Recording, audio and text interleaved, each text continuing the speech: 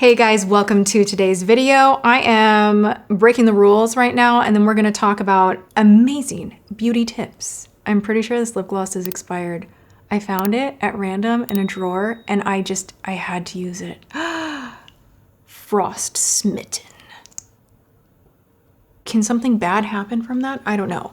That's really beautiful. I've been organizing. I have been getting things together. I have been going through drawers that have not been gone through, and that was an old gem that I found.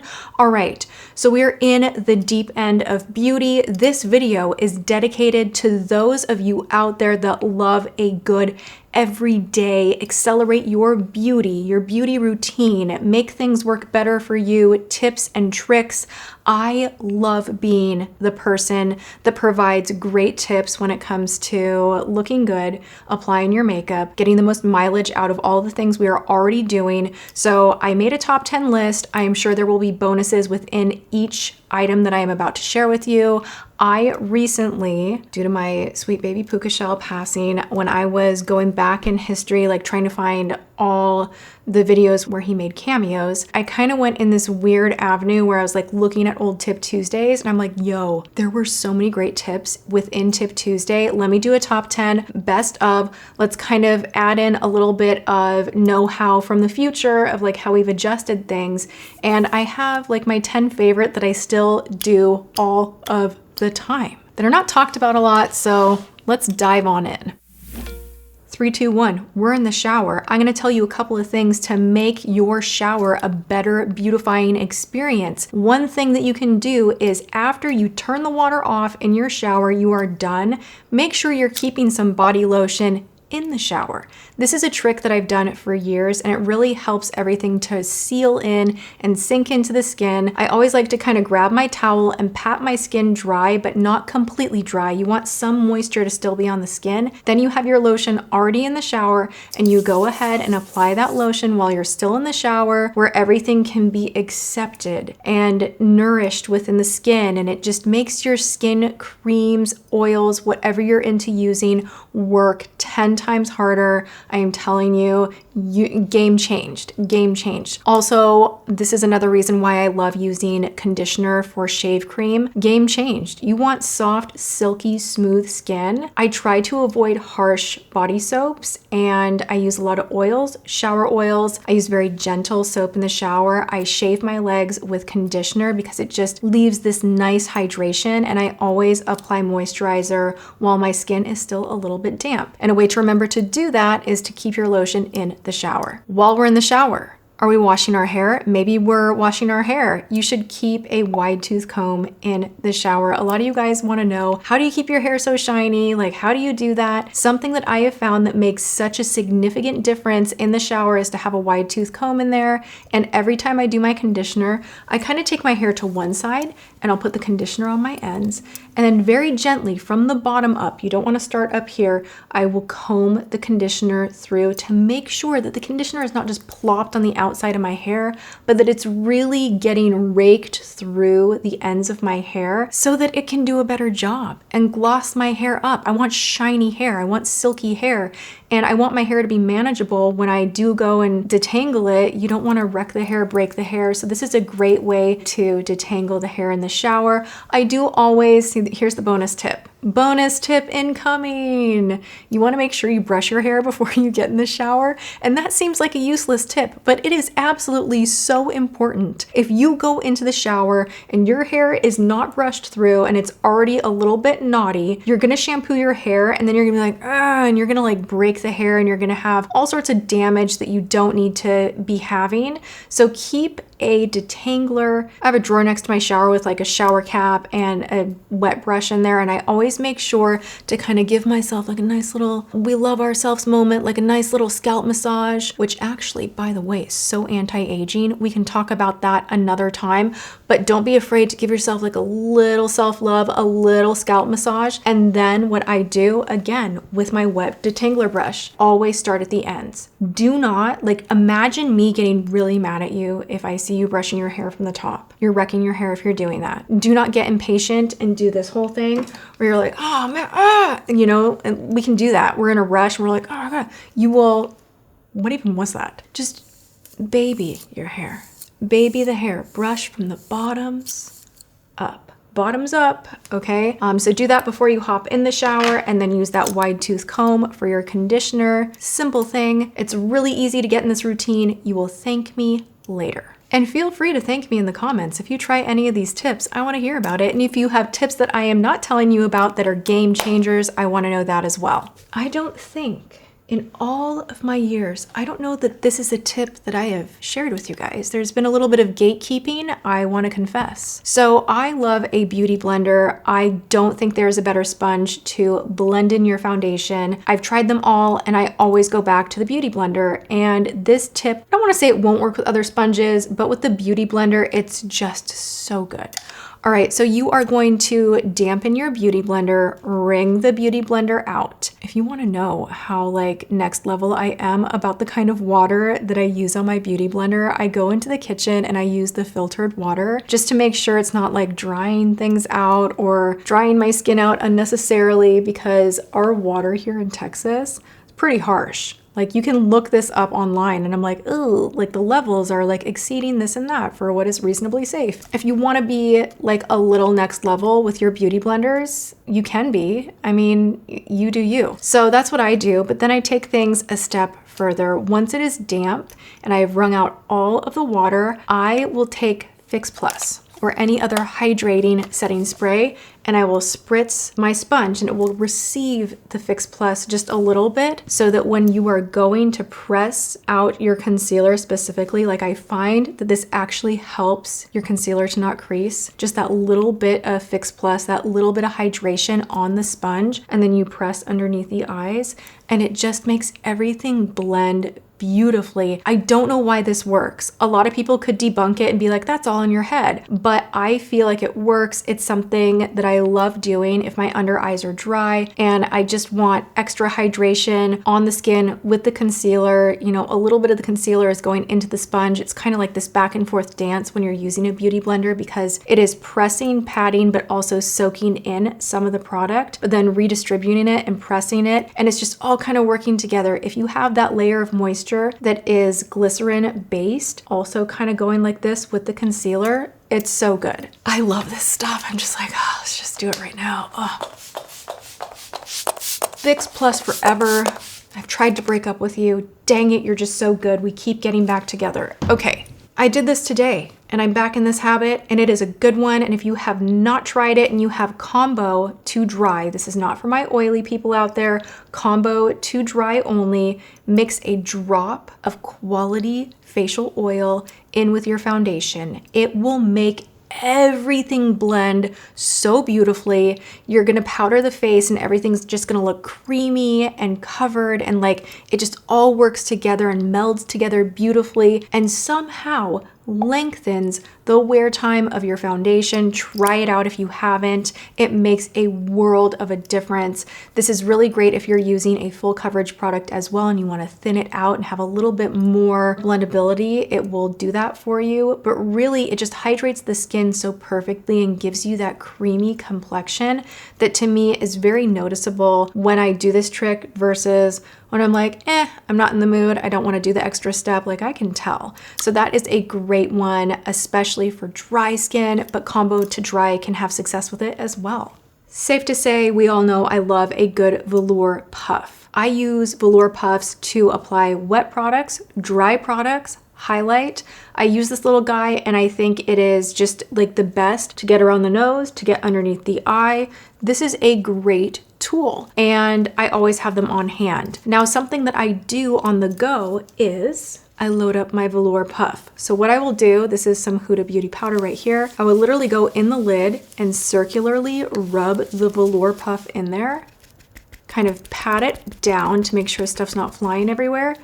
And if you have too much on it, you can actually kind of go like this and a little will fly off. But the idea is to have just enough on the puff that you can throw this in your makeup bag. And if you're getting oily throughout the day, you can just kind of tap a little off your hand and you can go in and freshen up that face. This works like a dream. If you are out and you want, you want to look nice in your photos, like people are taking pictures, it's flash photography time. You're out on the town and you need a little something, but you don't want to, are you going to bring this with you? No, you're not. Could you put this in your pocket even? I've done that.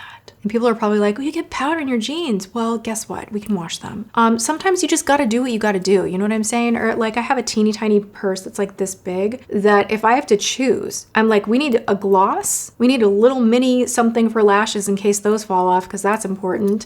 And we need something for shine. So I always have one of these. If you're at home and your makeup is starting to look a little weird and you're like, ew, around the nose, I'm getting oily. On my chin, I'm getting a little oily. Oh, what's going on here? But my skin looks good everywhere else and I don't really feel like messing with my makeup look and ruining the whole thing by over applying product. I'm here to share with you an OG tip that I still use to this day. A crease brush for oil control purposes. Make sure it is clean. What you are going to do, you're just going to swirl. Now, this is something I learned selling mineral makeup, Bare Minerals. I always say I was the counter manager.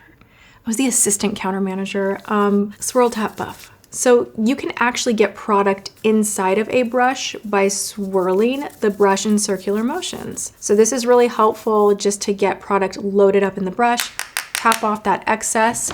And if you want to degrease the face, you can now get in those harder to reach areas. And if you were just oily in a specific area, problems are solved. You're looking fresh and good and you haven't glopped on a ton of powder everywhere because for some reason, and I'm guilty of this back in the day myself, I used to think like if I'm a little bit oily in my T-zone, that for some reason I need to powder the whole thing. You don't. Less is more. Use your brushes how you see fit. I use brushes in all different types of ways. I use my brushes as my tools and what makes sense to me. Like I will even take a flat brush if I'm doing liquid lipstick and I want to really thin things out. I will sometimes use a flat eyeshadow brush.